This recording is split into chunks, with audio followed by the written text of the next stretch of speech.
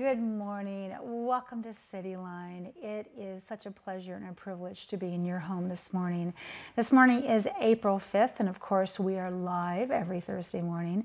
And we have a wonderful hour ahead of us, packed with some of Tacoma's finest royalty. And royalty in the sense of every office and everything they do it well. Later on in the hour, we'll be talking with the Marine Daffodil Parade. I kind of let the cat out of the bag, didn't I? And then I am so thrilled to have Mayor Woodard's here with me in the studio. She'll be talking about the State of the City address that is coming up. And then the Junior Daffodil Parade folks will be here to talk about that old age tradition in Proctor that we all line up and look forward to. And then with me right now, as you probably saw on the wide shot, because she is so beautiful inside and out, she's hard to miss, is I have the Daffodil Queen with me, and they are here to talk about the Daffodil Parade. So please join me in welcoming Miss Allie Brooks. Hello, love. Hi. Gosh, again, wow. Your parents did well. I just want to say, Mom and Dad, good job. Okay, so welcome to CityLine. Thank you. Great to have you here. And this man, hello, Mr. Steve James. You have been the executive director for 7 years for the Daffodil Festival. Welcome back. Thank you. Good to have you here. I'm so glad you take such good care of the Queen and her court, because man, do they move. I mean, they don't sit still for a moment. From the moment they get involved with this program to when they hand the crown back off, you're there, kind of guiding the way. So this is the 85th year, Steve, of the Daffodil Parade. And this year's theme is Traditions in Bloom. What inspired it? The president this year is a lifelong Tacoma resident, and when they come up with a theme, they try and go with their different passions, and they're just trying to focus on the Daffodil Festival and the many generations that grow up year after year and go and see the parade, and it's just a big tradition anyway. So that theme just kind of went with his passion this year, and we brought a pin for you too. Hand it over, sister. Oh my God, I live for these pins. Now, when we come back after the break, you'll see this pin on me because I like to do a little rearranging. Thank you so much. So who is the president of the Daffodil Parade? Tim Smith this year. Tim Smith. Okay, well, Tim Smith, we love your Traditions in Bloom. So who is the Grand Marshal? That's the big question. Well, besides revealing here, because we've kind of kept it on the down low. You didn't even tell Como? I haven't told Como, no. Wow, you are a hometown boy. I love you. We brought back a congressman who served this community for years, and it was mentioned in a meeting with the chairman of the Puyallup Tribal Council. He said, somebody who's been very important to us, we want to nominate somebody. We always listen to community suggestions and whatnot, and he said we would like to have the former Congressman Norm Dix. And so we are bringing him out to be the Grand Marshal this year. So. Be still, my heart. That man has done more for the state of Washington and for all the little small towns. Well done in military bases. He is unbelievable. Well done. So Queen Allie, may I call you Queen Allie? Yes. Okay. March 31st, you were crowned the new Queen Allie. Oh my gosh, your resume reads like somebody who has been on this earth twice as long as you have. So let me brag about you for a second here. Lincoln High School honors student, naturally. ASB president, of course. Elizabeth Wellesley Award recipient for academic and civil achievement. Oh my God.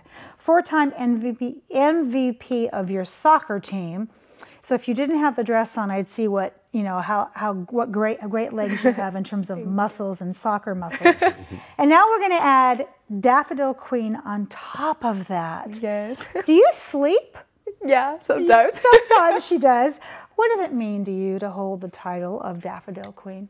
Well, I don't know. It's fairly new. It's actually really new. But from what I've heard is it's just more appearances and just more responsibility and trying to keep the court together.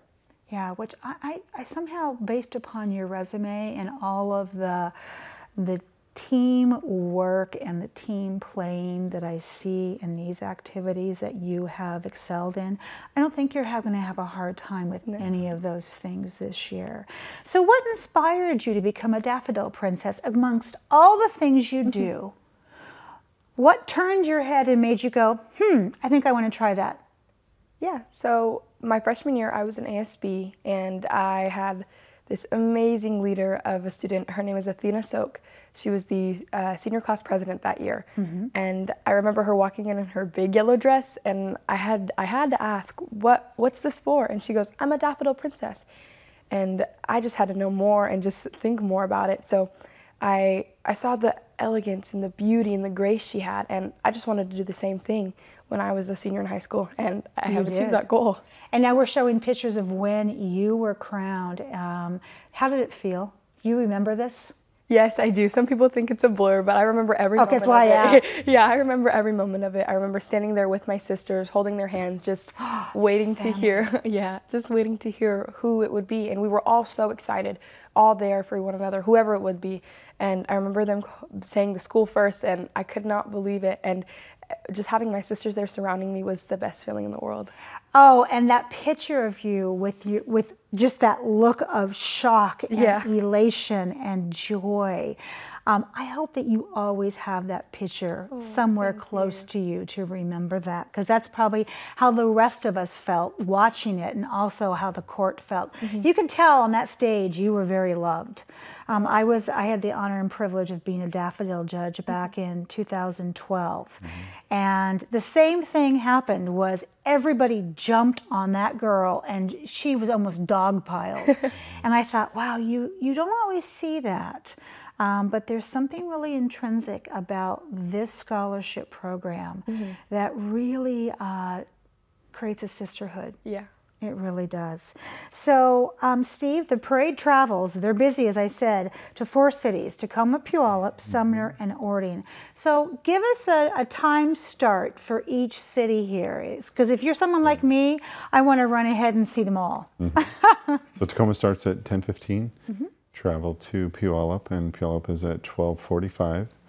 Sumner's 2:30, and Orting is at 5 o'clock. So it's 26 miles from start to finish. Long day, huh? But very exciting. Do you have snacks for them? Absolutely. Good. We have every turn they're taken care of. So. Yeah, I'm sure snacks that won't show if they spill it on these beautiful dresses. We hide it on the bus. There we go, that's it. Besides the parades, the princesses, Steve, are involved in events such as Read with a Princess, which is one of my favorites. Tell me about this program. It was molded 5-6 years ago around basically the principle I learned at Rotary years ago, service above self. Yes. And so we talked with the Pierce County Council, Mayor Strickland, a bunch of stakeholders at that time, of saying, what does Pierce County need? And we just found a role for the Daffodil Princesses to be leaders and go out to encourage people to give in the community, to serve. So whether that is reading books with a kid, whether that is going to the Boys and Girls Club, whether that's helping at one of the many auctions that you're at too, to help raise funds for these organizations that are phenomenal organizations that we can go partner with to help lead and advance causes within our community. That's why the Pierce County Council gave them the title and gives them the title each year as ambassadors of Pierce County. So they go and carry on the duty that these council members can't go do. They go out and go do it in every stretch. So we'll do everything from auctions, read with a book. They go down to the Children's Museum and just play with the kids, because the kids learn by their play. That's their method of how they learn. And when the Daffodil Princess get down there, you just watch their eyes and they open up and big, and you know we're doing the right things when you empower and make the kids excited to do well in school, to read, to be good citizens. I mean, that's I'm tearing up over here. Because one of my favorite things I've ever seen was a picture of one of the Daffodil Princesses reading in a library in Gig Harbor. and I'd walked in to return a video for a friend, and there was the picture, and the look on these children's faces.